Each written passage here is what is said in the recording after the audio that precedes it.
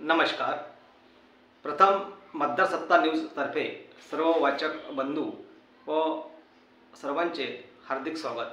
आपण आज मतदार सत्ताच्या माध्यमातून एक नवीन बातमीपत्र सादर करत आहोत। जिल्ह्यातल्या घडामोडी, राज्यातल्या घडामोडी व इतर सर्व क्षेत्रातील घडामोडी आपण मतदार सत्ता न्यूजच्या माध्यमातून रोजच्या बातमी सत्रात एक बातमीपत्र प्रकाशित करण्याचा मानस आखला आहे। त्यांना आपण भरभरून साथ द्याल यात शंका नाही। आपण मतदार सत्ता न्यूजला आतापर्यंत दिलेला भरघोस प्रतिसाद यामुळे मतदार सत्ता मोठ्या उंचीवर पोहोचला आहे। जिल्ह्यात गेल्या काही दिवसापासून मोठ्या घडामोडी होत आहे। येणाऱ्या काळात राज्यात व जिल्ह्यात जिल्हा परिषद, पंचायत समित्या, नगरपालिका, महानगरपालिका या निवडणुका होऊ घातल्या आहे। त्यातच शेतकऱ्याचा प्रश्न सध्या गहन आहे। शेतकऱ्यांच्या आत्महत्या जिल्ह्यात मोठ्या प्रमाणात आहे। आपण पाहिले आहे, दिवाळीच्या दिवशी मोर्शी तालुक्यातील निंबी या गावात अतिशय हळहळ व्यक्त करणारी घटना घडली आहे। लक्ष्मीपूजनाच्या काही तासा अगोदर शेतकऱ्यांनी जीवाला आपल्या कवटाळले आहे। नापिकी हा एक फार महत्त्वाचा मुद्दा सध्या जिल्ह्यात चालू आहे। मोठ्या प्रमाणात अतिवृष्टी झाली आहे, मात्र शेतकऱ्यापर्यंत अजूनही शासनाची मदत पोहोचू शकली नाही आहे। यामुळे शेतकरी वर्ग आक्रमक स्थितीत आहे। अनेक राजकीय नेते असू द्या, सामाजिक कार्यकर्ते असू द्या किंवा सामाजिक संघटन असू द्या, या सध्या मोर्चाच्या माध्यमातून, निवेदनाच्या माध्यमातून समोर येत आहे। तर अमरावती जिल्ह्यातील मोर्शी तालुक्यातील नेरपिंगळाई मंडळ, काटपूर, श्रीखेड, सावरखेड व तालुक्यातील अनेक मंडळ यापासून आता वंचित राहिले आहे। त्यांना वगळण्यात आलं आहे। यामुळे या भागातील शेतकरी सध्या आक्रमक आहे। आणि एकीकडे राजकीय हेतू जर पाहिला तर येणाऱ्या निवडणुकीत आपण समोर कसे जाऊ या संदर्भात अनेक नागरिकांनी पोस्टर्स लावले आहे, सर्व काही लावले आहे। मात्र शेतकऱ्याचा प्रश्न अजूनही कोणी घेऊन येत नाही आहे। याकडे शेतकरी मात्र आता चांगलाच चिंतित आहे आणि एकीकडे आक्रमक आहे। तर शेतकऱ्याचा प्रश्नही आपण काही दिवसात त्या ठिकाणी जाऊन शेतकऱ्यांच्या मनोगत आपण लवकरच आपल्या माध्यमातून, मतदार सत्ता न्यूजच्या माध्यमातून यूट्यूबवर प्रकाशित करू। आणि विशेषतः अनेक राज्यातल्या घडामोडी असू द्या, राज्यातल्या अनेक घडामोडी असू द्या किंवा इतरही बातम्या आपण घेण्याचा आता आजपासून एक नवीन संकल्प केलेला आहे। आणि राज्यात सध्या चालू असलेली अतिवृष्टी व राज्य सरकार कोण्या विवंचनेतून जात आहे किंवा शेतकऱ्यांपर्यंत मदत पोहोचत नाही आहे, अशा अनेक प्रकारच्या अडचणी सध्या समोर येत आहे। शेतकऱ्याचा जर विचार केला तर अनेक नेते सध्या या आंदोलनाकडे वळले आहे।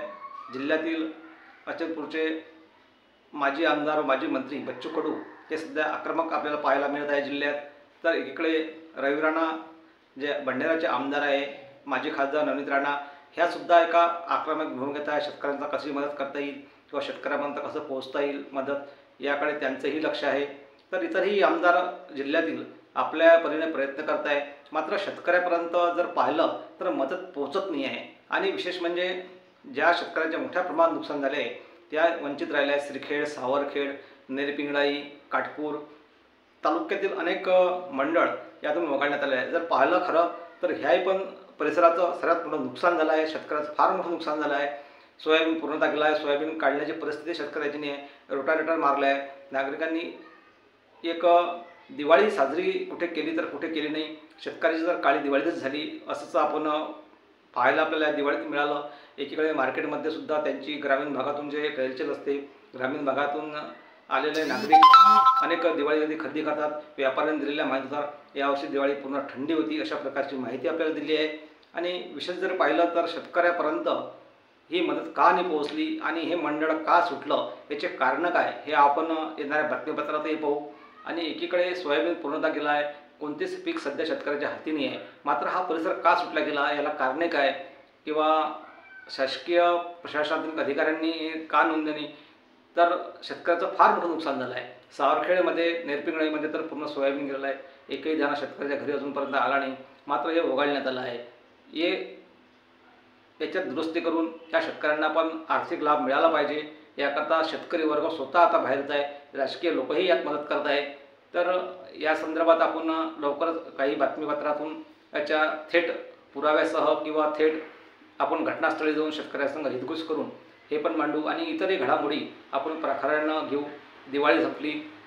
दिवाळीत अमरावती शहरात जर क्राईमचा विचार केला तर नुकताच जमील कॉलनीमध्ये फटाक्याच्या वादावरून मर्डर झाला, हत्या झाली, हे एक जिल्ह्यासाठी एक धोक्याची घंटी आहे. अनेक जिल्ह्यात फटाक्यावरून मोठ्या घटना घडल्या आहे.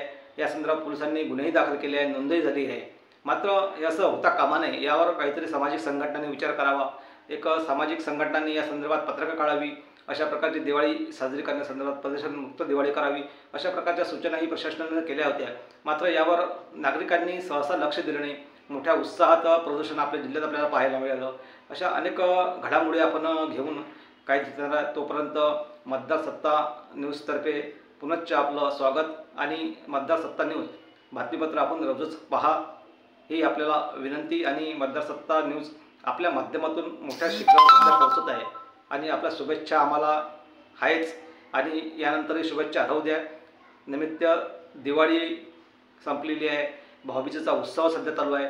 माझ्या बंधू भगिनींना मी भाऊबीज निमित्त सर्वांना हार्दिक शुभेच्छा देतो. तोपर्यंत नमस्कार.